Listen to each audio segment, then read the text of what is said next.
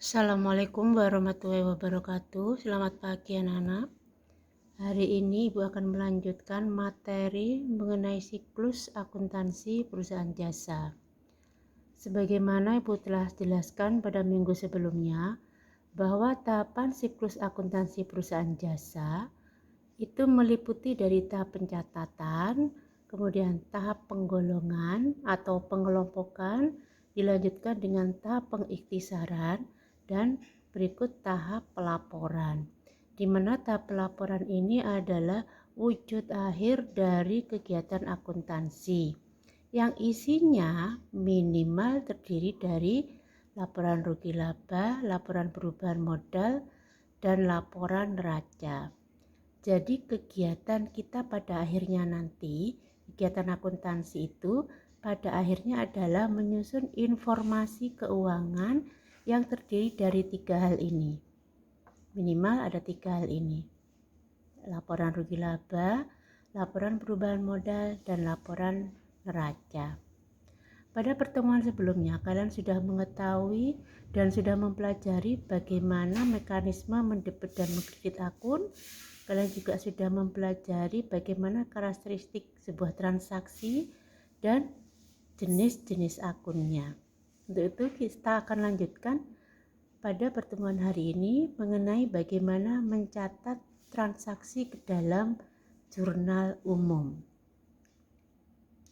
Perhatikan, jurnal umum, jurnal pada intinya jurnal ini merupakan tahap pertama dalam kegiatan akuntansi, yaitu masuk ke dalam tahap pencatatan.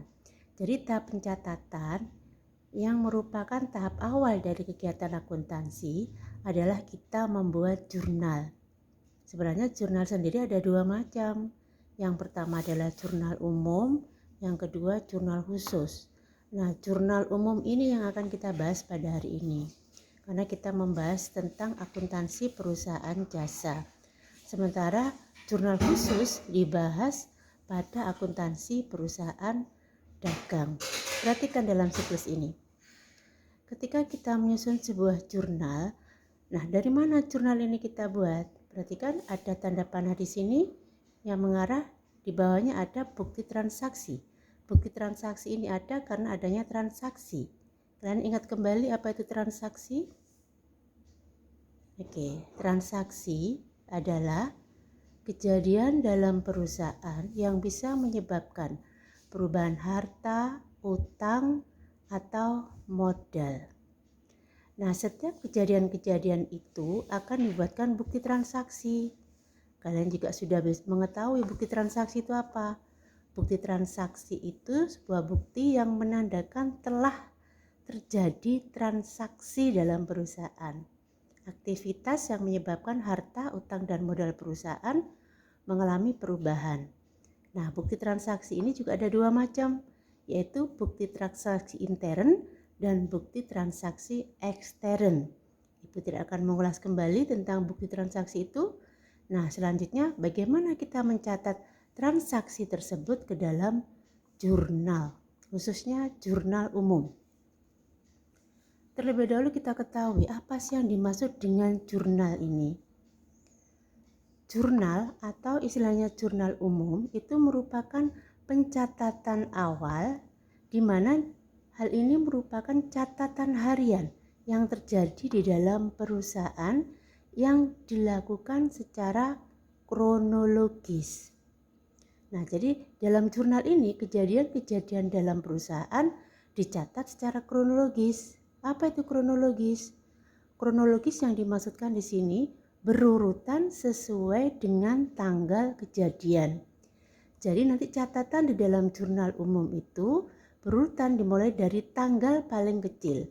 Misalkan tanggal 1, dilanjutkan tanggal 3, lanjut lagi tanggal 5, dan seterusnya. Memang ada kalanya tidak setiap hari terjadi transaksi. Misalkan hari Minggu pas tanggal merah, perusahaan libur, maka tidak ada transaksi. Tentu kita lompati.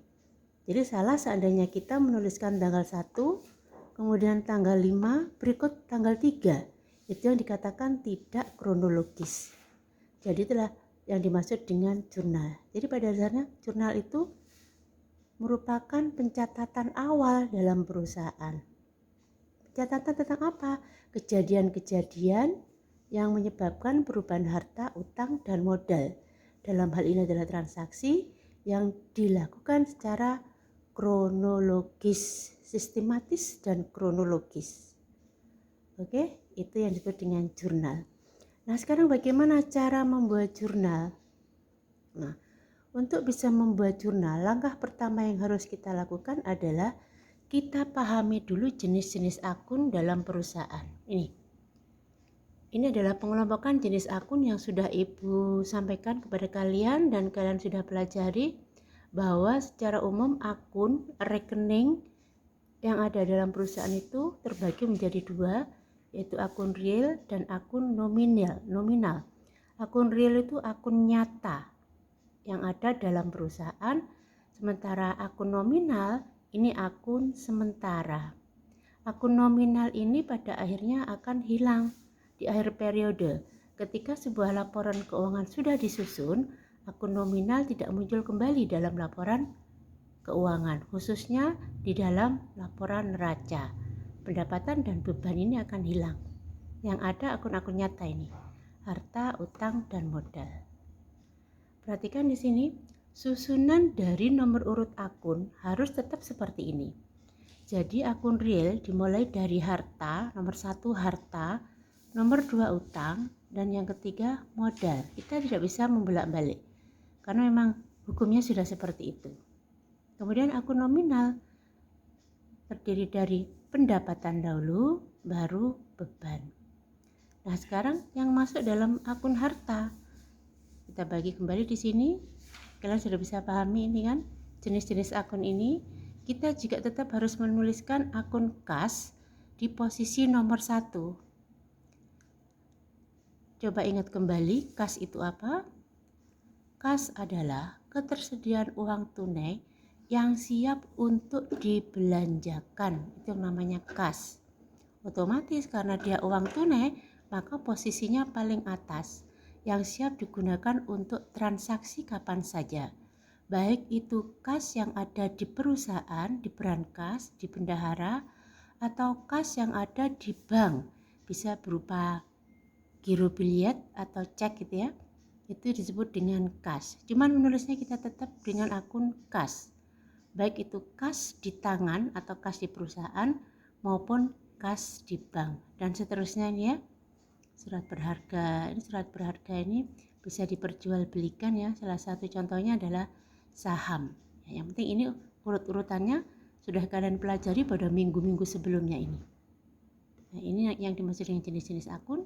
Kalian pahami dulu jenis-jenis akun ini. Ini langkah pertama, kita harus pahami jenis-jenis akun ini. Ini kelompok ya, bukan kelompok tapi kelompok. Kemudian setelah kalian memahami jenis-jenis akun, berikut kalian harus memahami pula bagaimana mekanisme mendebit dan mengkredit akun. Nah, mekanisme mendebit dan mengkredit akun ini juga merupakan pedoman kita untuk bisa membuat jurnal, untuk bisa melakukan pencatatan di dalam jurnal. Jadi setelah kita pahami akun-akun harta itu apa saja, utang apa saja, dan seterusnya, berikut kita pahami dulu ketika harta, utang, modal, pendapatan, dan beban itu mengalami penambahan, kita catat di posisi mana, debit atau kredit. Nah, jadi hukumnya seperti ini. Kalian pahami? Harta, utang, modal, pendapatan, dan beban. Intinya dari 5 akun ini, ketika bertambah ada di mana, ketika berkurang ada di mana. Gitu ya. Jadi itu mekanisme debit kredit. Bahwasanya di dalam setiap transaksi, ketika kita membuat analisis,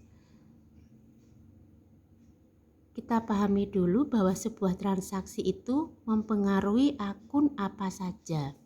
Nah, untuk bisa mengetahui akun-akunnya, maka kalian harus pahami jenis akunnya.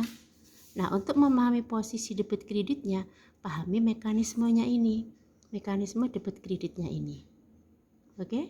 Nah, setelah kalian pahami itu, berikut baru kita akan menyusun jurnal ini. Jadi di sini setelah kita buatkan bukti transaksi, kita lakukan di sini analisis transaksi. Sini. Analisis transaksi.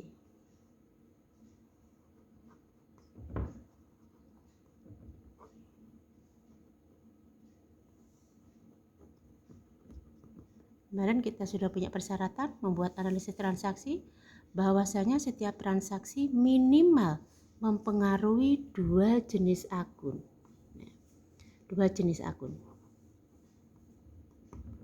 Minimal. Jadi tidak ada satu transaksi pun yang hanya mempengaruhi satu jenis akun. Minimal setiap transaksi mempengaruhi dua jenis akun. Nah, langkah yang kedua, dalam analisis transaksi itu kita mengetahui bahwa akun-akun yang terpengaruh itu akan diposisikan di debit dan di kredit, di mana nominal debit dan kredit jumlahnya sama. Debit sama dengan kredit, ya. Jadi dua jenis akun, kemudian posisi debit dan kredit, jumlahnya debit dan kredit harus sama. Bisa tidak 3 akun? Bisa. 4 akun? Bisa. Jadi minimal 2 jenis akun. Nah, kalau sudah, maka kita pindahkan ke dalam jurnal umum. Bentuk jurnal umum seperti ini.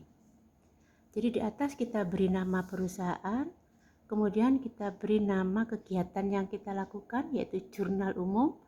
Baru di situ dibuatkan bulan. Kenapa? Karena jurnal umum itu ditutup setiap akhir bulan. Untuk itu kita harus berikan nama bulan di situ. Bukan bulan purnama ya, tentunya bulan Januari, Februari, Maret dan seterusnya. Kemudian jangan lupa di sini diberi halaman. Karena ada kalanya dalam satu bulan perusahaan membuat jurnal umum itu berhalaman-halaman, lebih dari satu halaman. Untuk itu kita perlu tuliskan halaman 1, halaman 2, halaman 3, sehingga mudah bagi kita ketika kita mau memposting sebagai langkah pengklasifikasian dari tahapan siklus akuntansi. Jadi ketika kita mau memposting, jurnal ini diambil dari halaman berapa? Nah itu tujuan kenapa harus diberi halaman. Oke. Kemudian di sini sebenarnya sudah tidak zamannya lagi kalau kita harus membuat di dalam buku, karena sekarang sudah canggih zaman IT ya, semuanya serba komputerisasi. Jadi sebenarnya pencatatan akuntansi itu sudah banyak menggunakan Mayo, tapi kita tetap akan menggunakan pencatatan manual seperti ini. Jadi kalian tetap menggunakan tabel yang seperti Ibu buat ini. Yang pertama kita isikan tanggal ini, yang di sini adalah bulan dan tahunnya, yang di sini tanggalnya.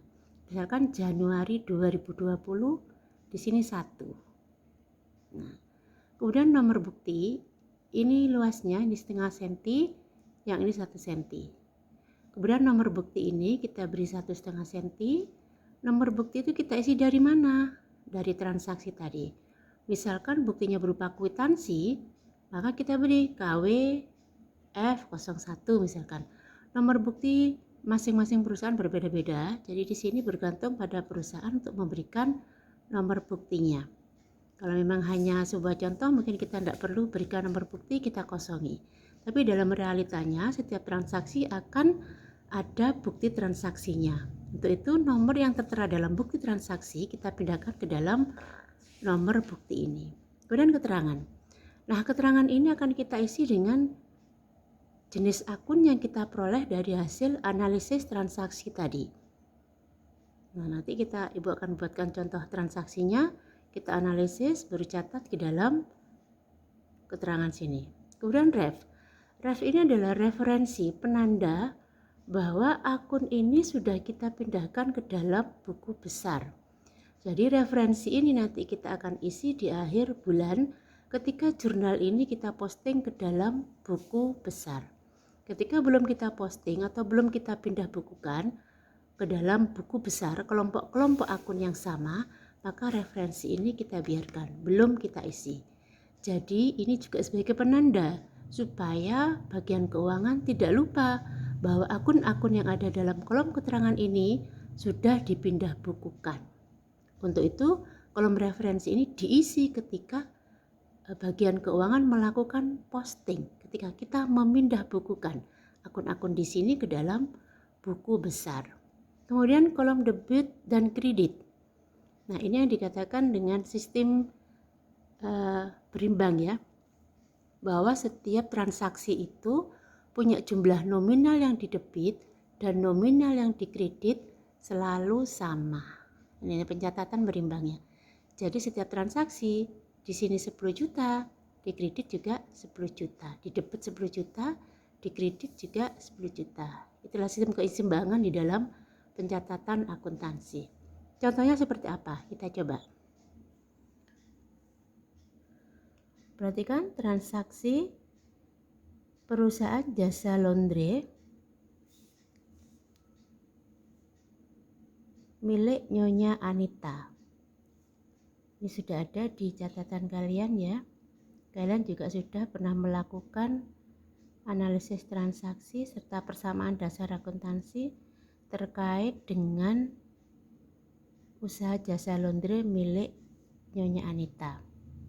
Nah, kita lihat tanggal 2 Februari Nyonya Anita memulai usaha jasa laundry dengan menanamkan uang pribadinya sebesar 20 juta sebagai modal awal. Nah, perhatikan di sini uang 20 juta itu bentuknya adalah uang tunai. Karena uang tunai, maka akun yang terpengaruh pertama adalah akun harta. Nah, anggap saja kalian sudah memahami tentang golongan dan kelompok, kita langsung masuk ke dalam jenis. Nah, jenis akun harta apa ini? Harta lancar, jenisnya kas. Jadi langsung kita catat akun kas. Jadi kas perusahaan bertambah. Lihat mekanismenya di sini. Ketika kas, ini uang sebesar 20 juta nih, uang tunai. Ini dalam perusahaan disebut dengan kas. Kas adalah golongan harta. Ketika harta bertambah di sebelah debit. Nah, jadi kita tulis dulu analisisnya. Kemarin kalian kan sudah tulis harta lancar, kas bertambah. Nah, kita juga bisa tulis di sini. Jadi di sini untuk tanggal 2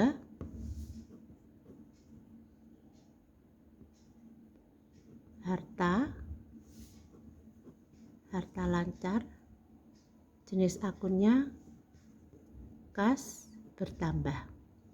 Posisi kas bertambah ada di sebelah debit sebesar 20 juta. Nah, pulpennya habis.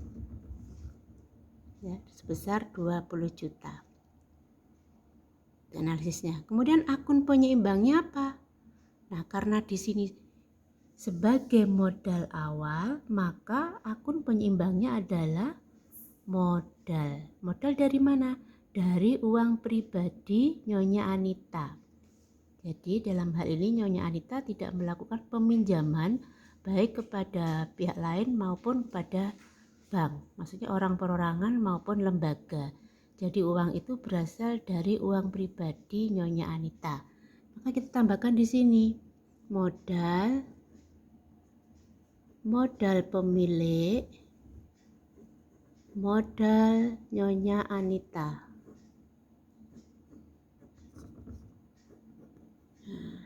Sama bertambah. Lihat mekanismenya, modal bertambah di debit atau di kredit? Di kredit sebesar sama 20 juta. Hasil analisis inilah yang akan kita catat ke dalam jurnal umum di sini. Jadi kita tinggal pindahkan di sini tanggalnya Februari,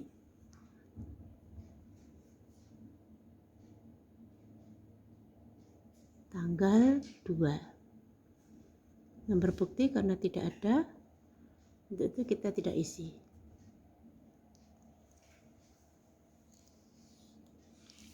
Nah, akun yang pertama yang harus ditulis adalah akun yang akan kita catat di kolom debit. Nah, akun apa tadi yang akan kita catat di kolom debit? Yaitu akun kas. Maka di sini tulis kas. Karena dia di debit, tuliskan di sini 20 juta.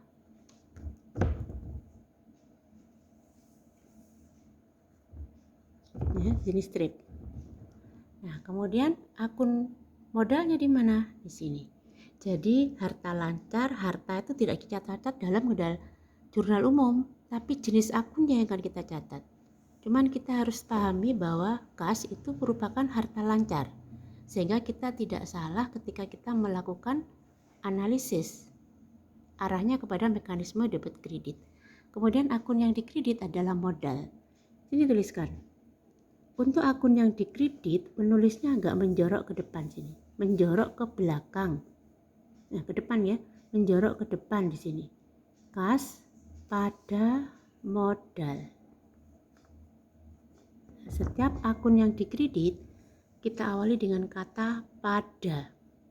Sehingga kalau Ibu katakan kas pada modal, otomatis modal nominalnya akan ditempatkan di posisi kredit. Kita centang dicoret, masukkan di sini 20 juta. 20 juta. Seperti ini. Oke ya, paham? Kemudian di bawah kita beri keterangan. Keterangannya modal awal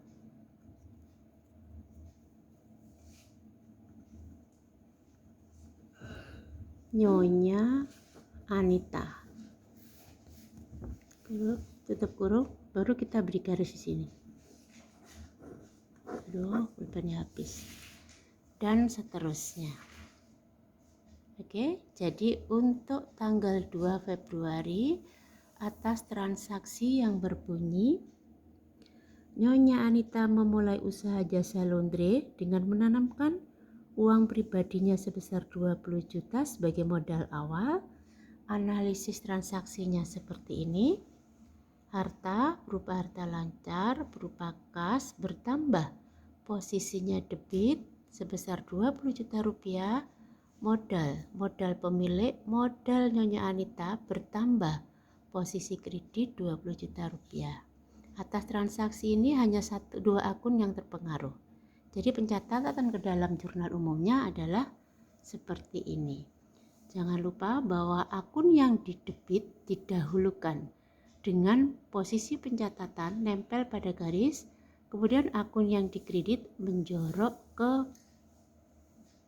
belakang. Cara membacanya, kas pada modal. Di bawah diberi keterangan modal awal Nyonya Anita. Baik, bisa dipahami? Sampai di sini? Oke. Untuk selanjutnya, kalian lanjutkan untuk akun-akun berikutnya. Tugas akan Ibu susulkan melalui chat pada WA grup kelas. Oke, selamat belajar. Ibu akhiri.